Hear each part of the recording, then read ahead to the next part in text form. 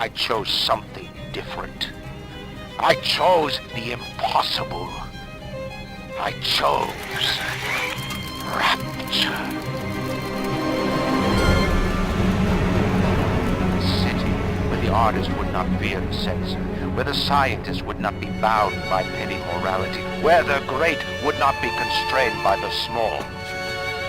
And with the sweat of your brow, rapture can become your city as well. What about you folks, and welcome to LST Plays. Sometimes the old games are the best games, and sometimes old games remastered can be the bestest. I think that's a word. Maybe not. Okay. Bioshock Remastered recently launched on both consoles and PC just in time for Halloween, with console players able to buy a full pack containing all 3 games with all of the released DLC to boot. But if you were fortunate enough to already own Bioshock for the PC, or for that matter Bioshock 2 on Steam, then you would receive an updated version of these 2 games for free. And you can't get much better than free, can you? No. So I sat down to compare my previous experience with Bioshock PC with this updated remastered version to see what the fuss was about, and if it lived up to the expectations I had. Back when the game originally released in 2007, I actually only played it on Xbox 360, and I absolutely loved the game, but when I got a PC that could run more than an Excel spreadsheet, I definitely wanted to pick it up again and fall back in love with Rapture and its creepy denizens. That and the fact that every Steam user out there will be well aware that Bioshock franchise is always in a Steam sale for next to nothing. So a while back, myself and my friend Skillfully actually did some running commentary on a PC version which I was playing, which is before the remaster came out. It was completely unrelated to this the upcoming remaster version. We actually didn't know at the time that they were doing it. So, you know, we just weren't aware at all. So luckily enough, we can stick both this version and the remastered version side by side on full graphical settings to see how they stack up to one another. So, as you can see, they have done a bang-up job making the original look spectacular again, bringing it up to date and in line with modern FPS games. And that's not to say that the original PC version didn't look great. It certainly does, but they've just tidied it up very, very well.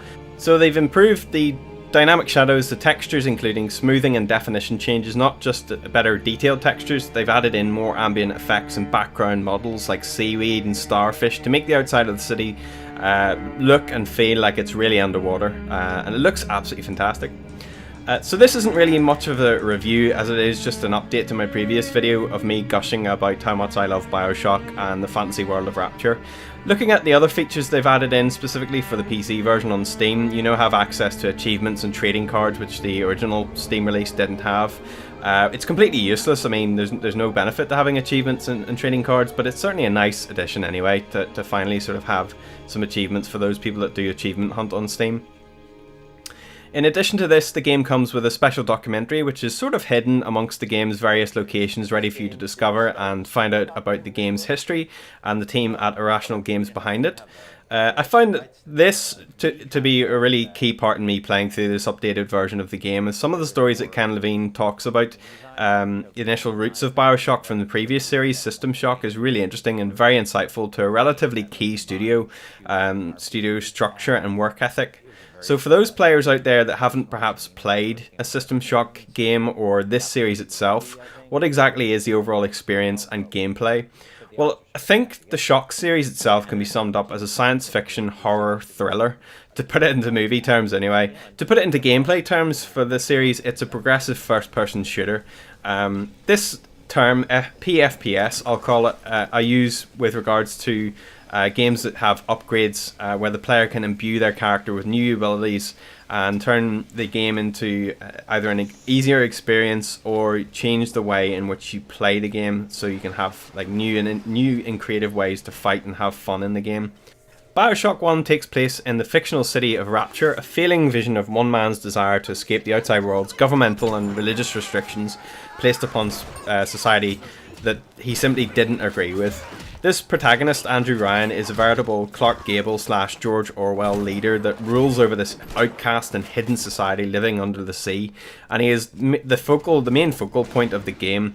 But for a large portion of the game, you never really truly understand why all roads lead to Ryan beyond one of the other characters' own motivations, which seemingly are thrust onto you by proxy. This notion of a society isolating itself, it's not a new concept.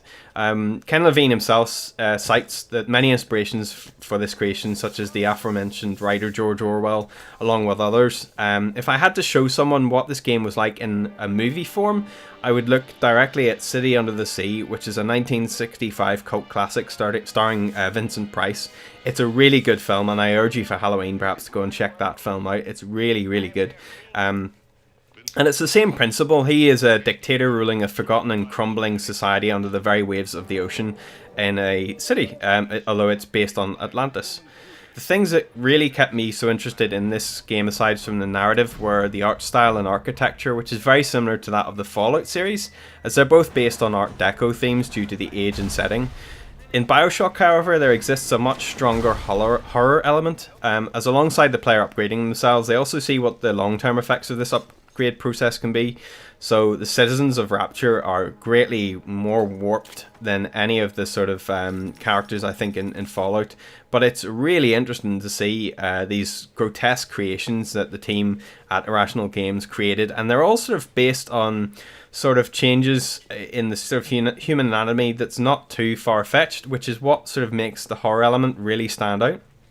Along with the abhorrent locations and creatures, the player also reacts to some of the more human characters and situations that are laid out for them. It blends the linear with the non-linear, making you feel like, as you're progressing through the game, that you're making changes to the setting and actually a force of change, not just going along a static path in a game like a corridor shooter. Bioshock is one of my favourite games of all time, and if you've never played it, I would strongly recommend picking the first one up at the very least today on Steam. If you're a console player, then the full collection is 100% worth getting, as each of the Bioshock games come with their own excellent story and gameplay, each different from the last. So there you go, folks. I think I've gushed enough about this game. I hope you've enjoyed some of the footage and the comparison we've got in the video here. And feel free to hit the like button if you did enjoy it, or the dislike button, and perhaps leave a comment down below if you did agree or disagreed. And I'll see you in the next one. And he's the one who ran it into the ground. Nobody knows exactly what happened. Maybe he went mad. Maybe the power got to him. Maybe he just decided he didn't like people. Whichever way you slice it, good men died.